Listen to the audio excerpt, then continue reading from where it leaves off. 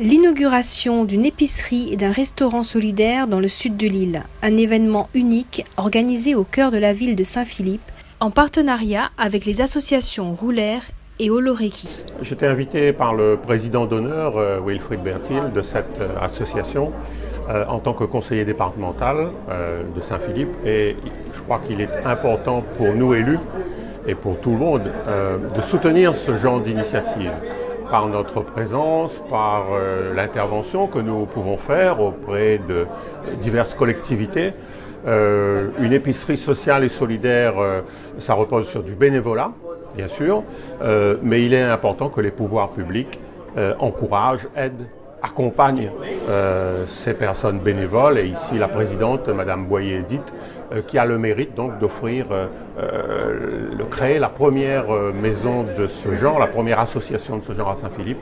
Et donc il était évidemment important pour nous d'être présents et de montrer que nous sommes là pour initier, pour accompagner, pour aider toutes celles et tous ceux qui œuvrent pour ceux qui sont en difficulté. On est en train d'inaugurer une des premières épiceries solidaires de l'association.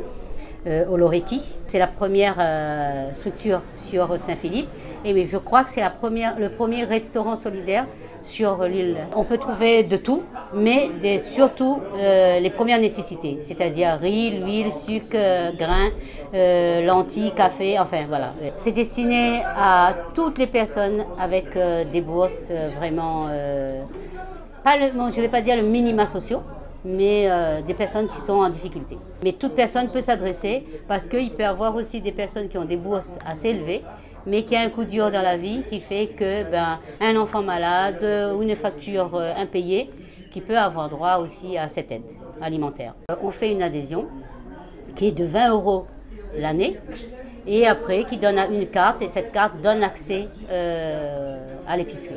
Il y a aussi des dons. Mais nous, on ne va pas faire de l'assistanat. On veut que les gens regagnent de la dignité en venant acheter. Parce que donner, c'est bien, mais après, c'est vraiment de l'assistanat. Je ne vais pas faire ça. Je préfère qu'ils me donnent 50 centimes, 10 centimes en échange, mais quand il sort de là, il est fier de dire « j'ai acheté ». Nous étions réunis il y a quelques semaines de cela, c'était il y a 2 ou 3 mois à peu près, sur le quartier de Basse-Vallée, où nous avons là aussi inauguré le premier centre d'hébergement d'urgence sur Saint-Philippe. Et donc là, nous sommes réunis aujourd'hui pour inaugurer cette première boutique et resto solidaire, donc un partenariat qui a été noué il y a un peu plus d'1 an et demi avec Madame Boyer, présidente de l'association qui porte ce projet. Nous en avions discuté la première fois dans mon bureau, donc c'était il y a 1 an et demi.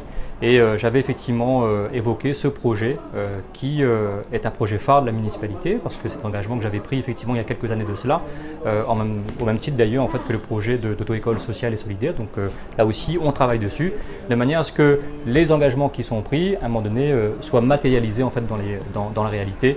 Et c'est en tout cas un constat que l'on fait encore une fois avec, on va dire, des acteurs privés qui, en partenariat avec la municipalité, avec le CCAS, avec la ville, contribuent à faire en sorte qu'il y ait précisément ces projets qui, en tout cas, travaillent à plus de liens sociaux entre les familles saint-philippoises.